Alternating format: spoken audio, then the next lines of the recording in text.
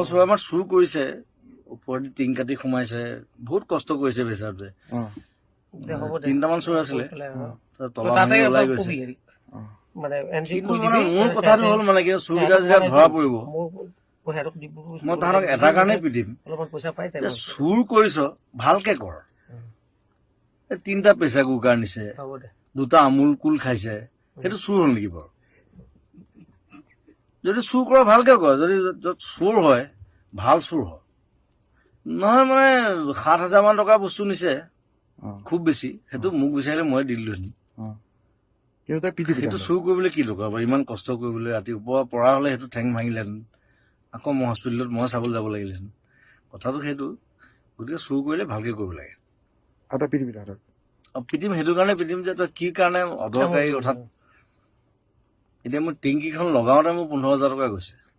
সি নিছে 7,000 টকা বাৰু। সি নিছে 7,000 টকা বস্তু।